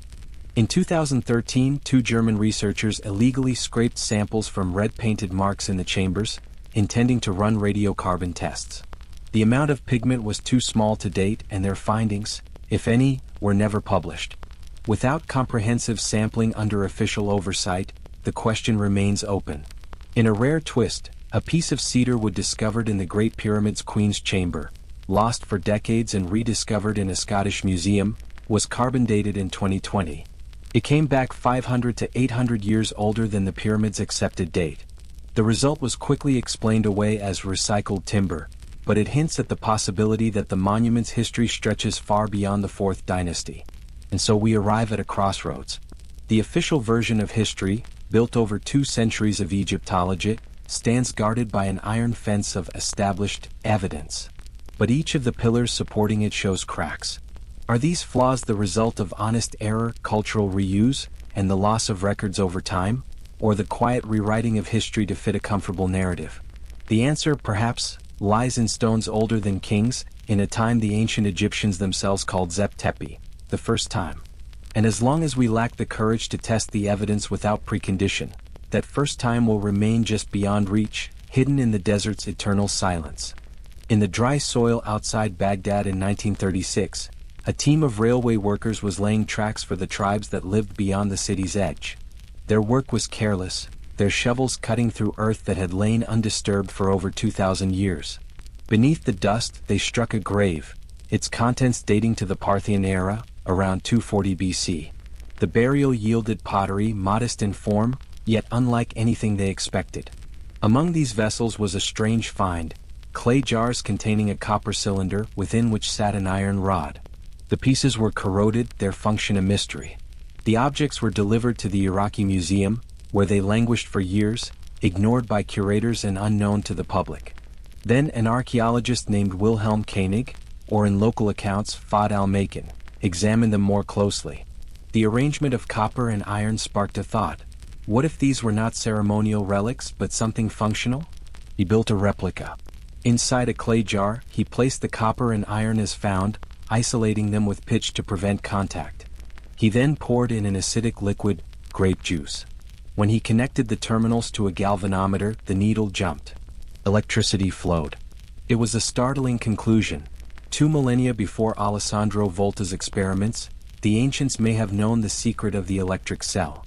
This Baghdad battery, as it came to be called, could produce nearly 1 volt of power.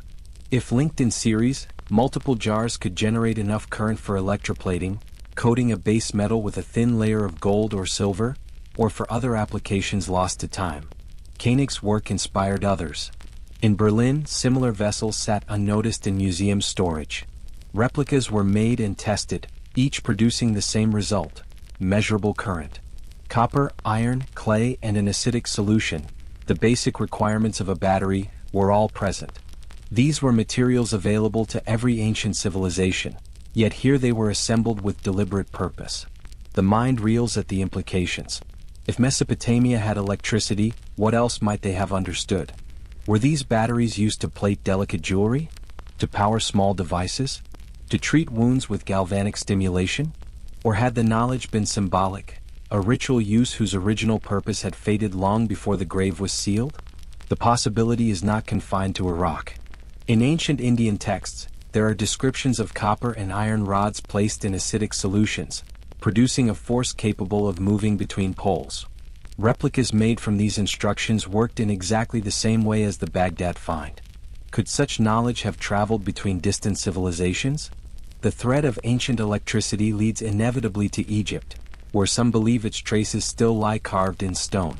In the Temple of Dendera, a relief depicts what appears to be a giant bulb, its base connected to a pillar resembling a high-voltage insulator.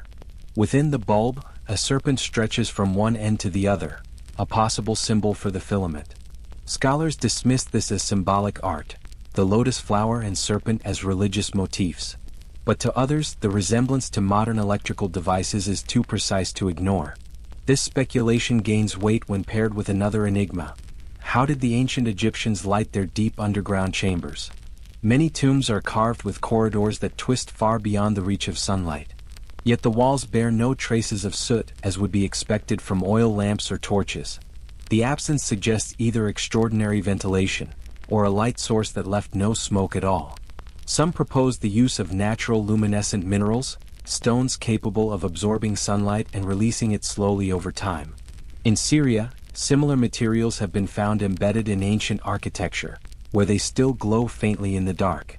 Others suggest reflective systems, polished copper mirrors bouncing sunlight deep into the earth, but such a network would lose intensity quickly, making work in the deepest chambers all but impossible. There are hints of other technologies too: stones containing mica, a mineral used in modern electronics for its insulating and heat-resistant properties.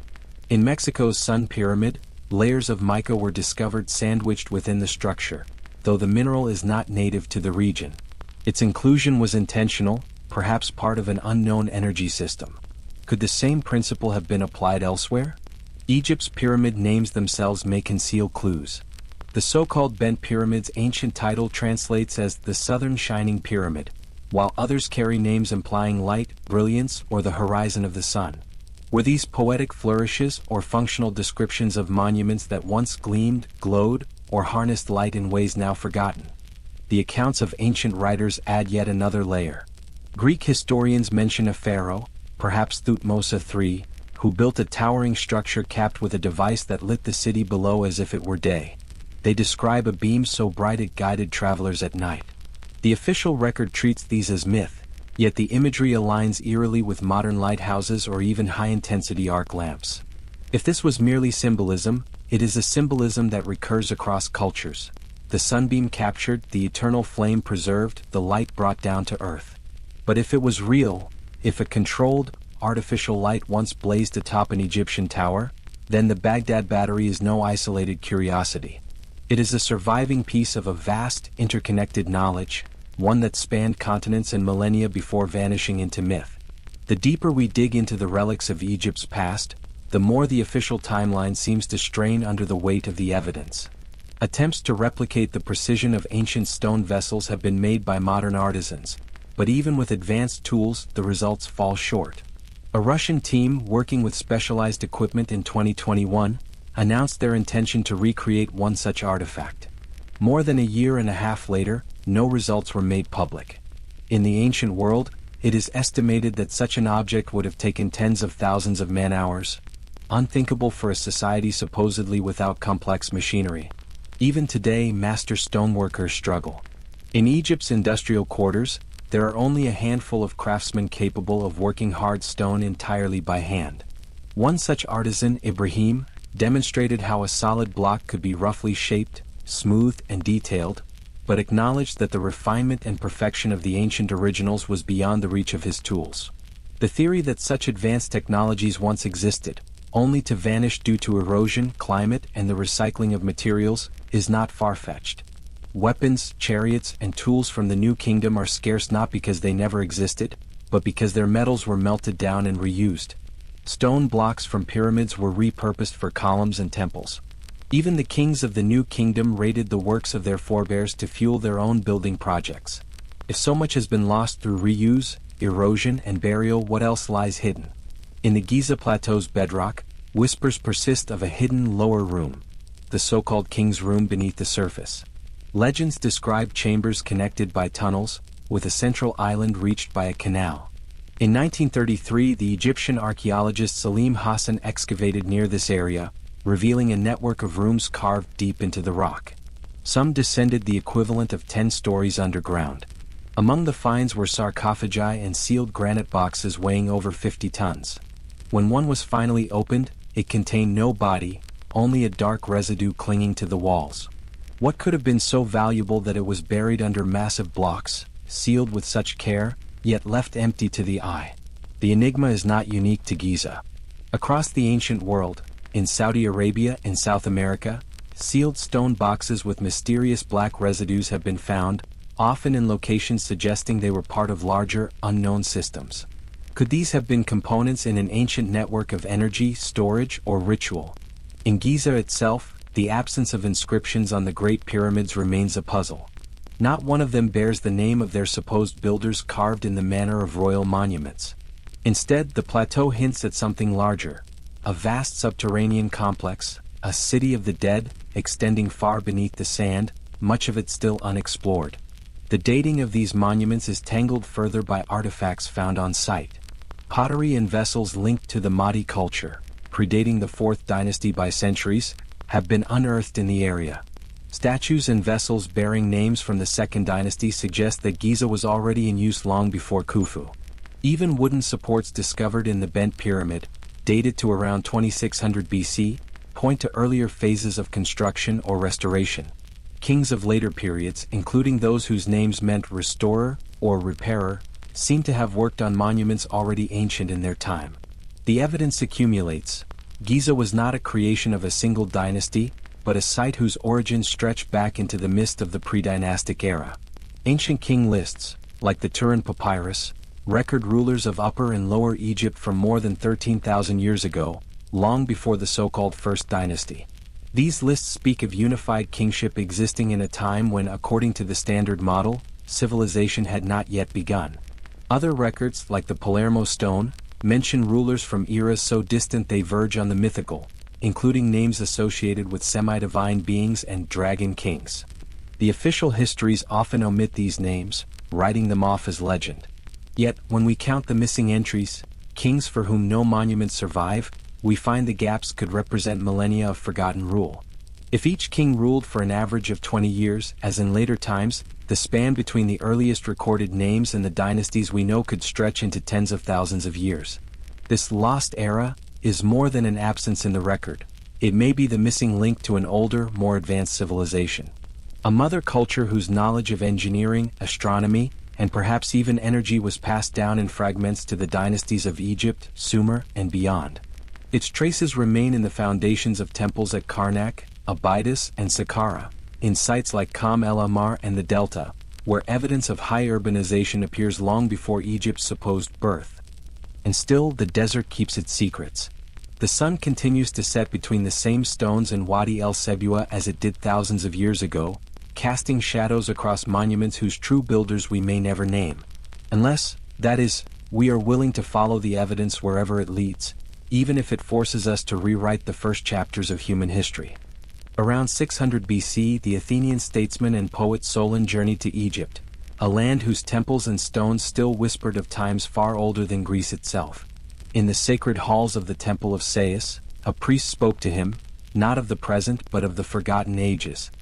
His voice carried the weight of centuries as he described the endless cycles of destruction and rebirth that had befallen humanity. Fire and water, he said, had brought ruin to the world more than once, and when each cataclysm came, mankind was forced to begin again, stripped of the memory of what came before. It was a revelation that hinted at an answer to a question that still haunts us. What force had shattered the ancient pyramids and monuments, and why had entire peoples abandoned their homelands in ages long past? The priest's words echo today alongside the findings of modern science. Over recent decades, geology has uncovered clues scattered across the globe. In Egypt, Anatolia, South America, even remote Easter Island, signs of great natural disasters coinciding with the end of the last ice age. These were not minor events. They were planet-shaping forces, leveling civilizations and wiping clean the record of what they had achieved. In the early 1990s, this idea collided with one of Egyptology's most enduring icons, the Great Sphinx. The water erosion theory, championed by geologist Robert Schoch, proposed that the Sphinx's body bore the marks of intense rainfall, suggesting it was thousands of years older than the dynasties that history credits for its creation. The theory ignited a heated debate with prominent Egyptologist Mark Lehner, who rejected the idea as impossible. It would place the Sphinx outside the known context of civilization. Schoch countered that this was not a problem, only an opportunity. Perhaps artifacts of similar age would one day emerge from the sands. Not long after that day came. Far from the Nile, on a barren hill in southern Turkey, excavations at a place called Göbekli Tepe began to rewrite history. Beneath layers of earth lay massive T-shaped pillars, some 6 meters tall and weighing up to 15 tons. They were carved with animals, lions, snakes, scorpions, whose meaning remains uncertain. But their age was the true shock. Radiocarbon dating placed them at around 9500 BC, deep into a time when conventional history insisted humanity was still living in small, primitive tribes. Göbekli Tepe was no isolated wonder. At least 9 other sites with similar pillars have been found in the region, all from the same era. What made the discovery even stranger was the fact that the site had been deliberately buried with stone rubble, not the result of collapse but a purposeful act as if to shield it from something. From what no one yet knows. The mystery deepens when one looks across the oceans, to the lonely Pacific outpost of Easter Island. Here, nearly 900 colossal statues, some over 20 meters tall, stand silent. Many were left unfinished in the quarry as though work had abruptly ceased. The reason is unknown, but the abruptness suggests catastrophe. Schoch, visiting the island, noticed a detail that set his mind turning. The statues' hands, clasped low around their abdomens, mirrored the form of the Göbekli Tepe pillars, despite being separated by thousands of years and miles. The island also contains stone walls built in a style strikingly similar to those of ancient Peru and the Valley Temple of Giza. Too precise a resemblance, some argue, to be pure coincidence. Geology again casts doubt on the accepted timeline. Many of Easter Island statues are buried up to their necks, the soil deposited by centuries of rain and erosion, far more than the official 1,000-year age of the statues could account for. One statue in the British Museum is made of basalt, a stone not found on the island, leading Schoch to wonder whether the quarry lies underwater, submerged during the post-ice age rise in sea levels. All these clues point to a shared fate, civilizations undone by forces beyond their control. But what was the trigger? Most geologists agree the Ice Age ended around 10,000 BC. The question is how, and here the sun takes center stage. Ice core samples from Antarctica and Greenland, analyzed by scientists like Dr. Paul Laviolette, reveal spikes in beryllium-10, an isotope produced by intense solar activity. Around 9,000 to 11,000 BC, the Earth was battered by powerful solar storms, unleashing floods, hurricanes, and widespread extinctions. Such events, Laviolette suggests, could explain not only the end of Göbekli Tepe and the first civilization on Easter Island, but also the violent break in Egypt's own history. The land of the Nile bears three telling scars: the sudden, catastrophic destruction of monuments, the abrupt abandonment of building projects nearly completed, and a loss of technical knowledge so complete that later generations could not replicate the works of their forebears. Ancient texts, too, hint at such a disaster, though couched in myth. One Egyptian historian, Al-Siyuti, believed the pyramids predated a great flood, or perhaps some other disaster entirely, because if they had been built afterward, their origins would have been common knowledge. Many pyramids, from Saqqara to Abu Sir, now lie in rubble, their destruction far exceeding the slow erosion of time. Even the bent pyramid, long claimed to be the result of a design mistake, shows signs that it was damaged and repaired in antiquity, its upper casing stripped away in some violent event.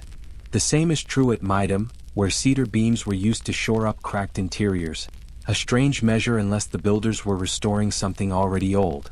Time and again the evidence points toward a forgotten catastrophe, one powerful enough to topple monuments meant to stand for eternity, and to erase from human memory the age in which they were first raised. Some believed that the Pillars of Hercules might not have been where we think they are today.